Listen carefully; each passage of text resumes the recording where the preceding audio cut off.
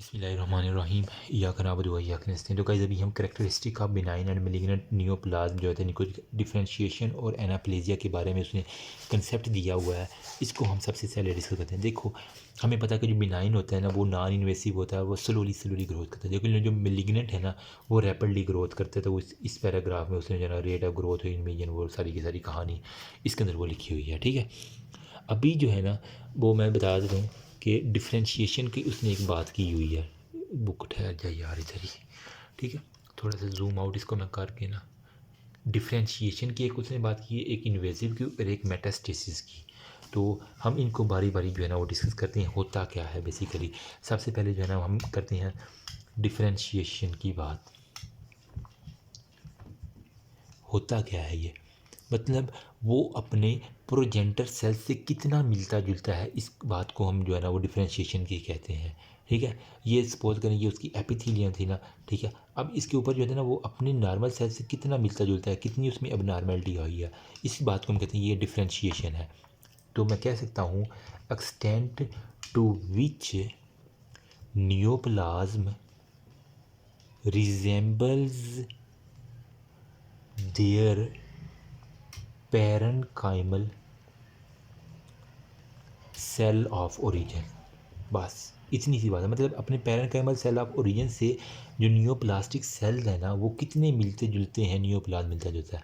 अब इसकी फिर हमने उसने ना कैटेगरीज कर दिया है। एक हमारे पास आती है वेरी वेल डिफ्रेंशिएटेड, ठीक है, मतलब बहुत ही ज़्यादा मुख्तलिफ हो जाता है।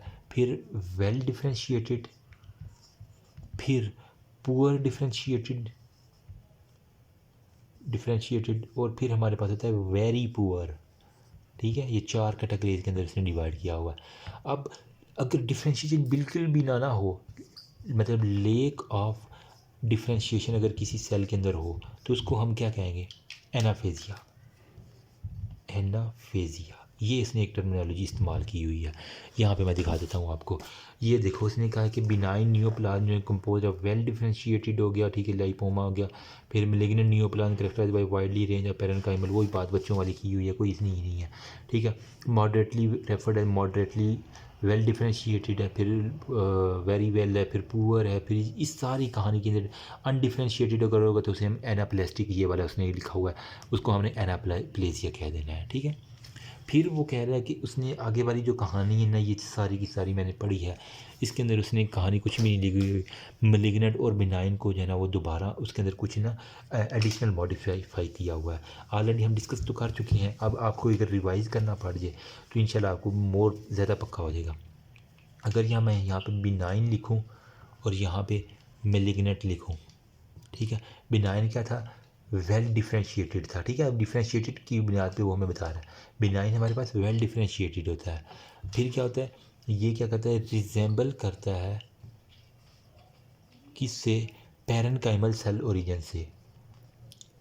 ठीक है, पैरेन्काइमल सेल ओरिजिन से configuration of cell almost normal रहती है। कॉन्फ़िगरेशन ऑफ सेल जो थे ना वो ऑलमोस्ट नॉर्मल है। और जो माइटोटिक उसके अंदर एक्टिविटी है ना वो किसी एक लिमिट तक है, बिल्कुल जंगलियों की तरह नहीं है कि धड़ाधड़ टपाटप किए जा रहा है, नहीं। Mitotic activity up to a limit तक जो है ना वो हो रही है, मतलब उसके ऊपर कुछ ना कुछ लिमिट है, बिल्कुल धड़ाधड़ नहीं कर रहा। लेकिन जो मेलिग्नेंट की बात कर रहे हैं ना वो कह रहा है अगर कंप्लीटली डिस्टर्ब मॉर्फोलॉजी होगी ना, इफ़ कंप्लीटली डिस्टर्ब मॉर्फोलॉजी। अब इसके अंदर क्या होता है, कुछ हमारे पास ट्यूमर जो है ना वो डिफ्रेंशिएटेड ट्यूमर आता है, कुछ डी डिफ्रेंशिएटेड ट्यूमर आ जाते हैं। कुछ हमारे पास डिफ्रेंशिएटेड ट्यूमर आ जाते हैं, कुछ हमारे पास डी डिफ्रेंशिएटेड। ठीक है, मतलब डी डिफ्रेंशिएटेड मतलब उनके अंदर कंप्लीटली जो है ना वो लैक करती है, क्या, डिफ्रेंशिएशन हुई नहीं है, जिन्हें हम क्या कह रहे थे, एनाप्लास्टिक फेज़। ठीक है, तो एनाप्लास्टिक फेज़ के अंदर वो रहता है कि बिल्कुल ही हुई नहीं है डिफ्रेंशिएशन। और डिफ्रेंशिएटेड में क्या होता है, जिसके अंदर इसकी एग्जांपल वो कह रहा है कि एडिनो कार्सिनोमा जो है ना वो हमारे पास आ जाती है। ये मतलब कि ये जो डिफरेंशिएटेड ट्यूमर है ना, सपोज करें कि थायराइड ग्लैंड है ना, वहाँ से जो है ना वो थायराइड ग्लैंड की T3 और T4 की प्रोडक्शन वगैरह वो इसके अंदर आ जाएगी। इसके अलावा जबकि जो अनडिफरेंशिएटेड है ना मेलिग्नेंट कार्सिनोमा, उन्हें हम कहते हैं एनाप्लास्टिक फेज़ के अंदर है वो, और ये डी डिफरेंशिएटेड की कैटेगराइज के अंदर आते हैं, बैकवर्ड और डिफरेंशिएटेड की तरफ जाना जाता है। अब अगर वो नेक्स्ट वो बता रहा है कि एनाप्लास्टिक जो ट्यूमर है ना, अगर वो एग्जामिनर ने हम मुझसे ये वाइवा के अंदर पूछा था एक मरतबा, आई थिंक सेंडअप का वाइवा था या प्रॉफ का वाइवा था, मुझे याद नहीं है। सेंडअप से पहले जो आम वाइवे होते हैं ना, उसके अंदर किसी ने पूछा था कि व्हाट इज़ एनाप्लास्टिक ट्यूमर। अब आपको पता होगा कि जो डिफ्रेंशिएशन जिसके अंदर लेक करती है, ठीक है, वो एनाप्लास्टिक ट्यूमर होता है। उसने कहा था कि ये होता क्या है, इसके बारे में कंप्लीट बताओ। तो आपने बताया कि ये पेलियोमार्फिक होता है इन साइज़ में और शेप के अंदर। एक बात होगी, इसके अंदर न्यूक्लियर अबनॉर्मेलिटीज़ की जो बात है ना, वो आपने बतानी होती है, जिसकी वजह से एग्जामिनर की आंख ब्लिंक करती है कि वाह इससे जाता है। न्यूक्लियर अबनॉर्मेलिटीज़ के अंदर बताना कि ये हाइपोक्रोमेटिक होती है, ठीक है, मतलब साइज़ और शेप जो है ना न्यूक्लियस का, वो भी तो एक वेरी करता है, और शेप वो वेरी करती है, और साथ ही हाइपोक्रोमिक होती है। प्रोमिनेंट मल्टीपल न्यूक्लियाई इसके अंदर सीन होती है। एक तो न्यूक्लियर अबनॉर्मेलिटीज़ है, हाइपोक्रोमियम, प्रोमिनेंट मल्टीपल न्यूक्लियाई, क्योंकि कैंसर है तो मल्टीपल तो आएगी। सीन, अगर हम साइटोप्लाज्म टू न्यूक्लियस रेशियो देखें ना, तो वो 1:1 से 1:6 तक पहुंच जाती है। ये उसने एक बात की हुई है। अगर मैं आपको दिखा दूँ यहाँ पे, बुक किधर है यार मेरी, किधर गया ये, 1:1 से 1:4 या कहीं पे 1:6 की वो बात कर रहे हैं, ठीक है। 1:4 कह लें या 1:6 कह लें, वो आपके ऊपर डिपेंड करता है कितनी वो नियोप्लास्टिक है। तो एनाप्लास्टिक की वो सेल की सारी पोलियोमार्फिक है, vary size and shape, hyperchromatic, extremely hyperchromatic, dark staining and result in increase nuclear to cytoplasm ratio. मैंने यहाँ पे कहा हाइपो क्यों लिख दिया यार, सॉरी फॉर दैट, हाइपर, ठीक है, सॉरी खुद ही यहाँ बता रहा हूँ, न्यूक्लियस रेशियो ज़्यादा कुछ हाइपर क्रोमेटिक ही होनी है ना, ठीक है, और साइज़ और शेप जो था ना वो वाले थे।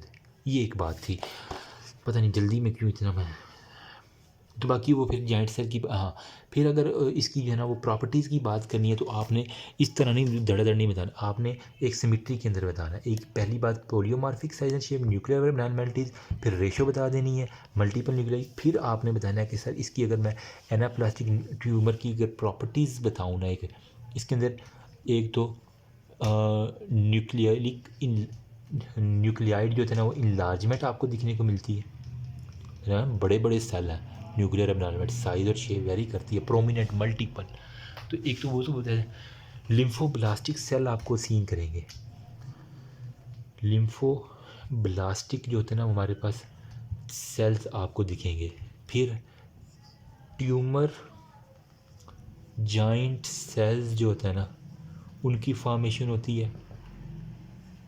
बाइटोसिस जो होती है ना, बिनाइन में क्या था, लिमिट तक था, यहाँ पे क्या है वो जंगली बन जाती, एबनॉर्मल होती है सारी की सारी माइटोसिस। और पोलैरिटी की बात करें तो loss of polarity plus loss of recognition pattern जो होता है ना, वो भी सारे का सारा लॉस का जाता है, जो कि उसको में क्या बना देता है, एनाप्लास्टिक ट्यूमर, ठीक है। ये एक आपको बात आनी चाहिए। हाई माइटोसिस फिगर, मतलब अगर एक दो लफ्ज़ों में मैं बताऊँ ना कि एनाप्लास्टिक ट्यूमर के, तो MCQ में आता है हाई, मतलब जंगलियों की तरह वो माइटोसिस कर रहा है, तो high mitosis figure plus loss of polarity, ये वाली लॉस ऑफ पोलैरिटी, ये दो बातें आपने लिख दी और ये वाली कहानी लिख दी, और पहले वाली इंशाल्लाह आपको 5/5 या अगर 2.5 का तो इंशाल्लाह पूरे मार्क्स देंगे। एग्जामिनर को मौका नहीं मिलेगा काटने का अगर आपने लिख दिया इस तरह। सम मेलिग्नेंट और बिनाइन ट्यूमर जो है ना वो रिटेन करते हैं अपनी फंक्शनल एबनॉर्मेलिटीज़ को, ठीक है। मतलब मैं यहाँ पे लिख देता हूँ कि अब देखो ना, जिस तरह थायराइड फॉलिकल है वो हत्ता कि थायराइड ग्लैंड का ट्यूमर हो जाता है, लेकिन वो अपना फंक्शन फिर भी करते रहते हैं, लेकिन वो फंक्शन बढ़ जाता है, लेकिन फंक्शन अपना छोड़ते नहीं है, वो काम के बड़े पक्के होते हैं। ठीक है, तो मैं कह सकता हूँ कि सम जो होता है ना, उससे बुक में लिखा हुआ कि मेलिग्नेंट प्लस बेनाइन जो ट्यूमर है ना, वो रिटेन करते हैं देयर फंक्शन। ठीक है, जिस तरह की उसने एंडोक्राइन ट्यूमर की एक बात की है एग्जाम्पल में।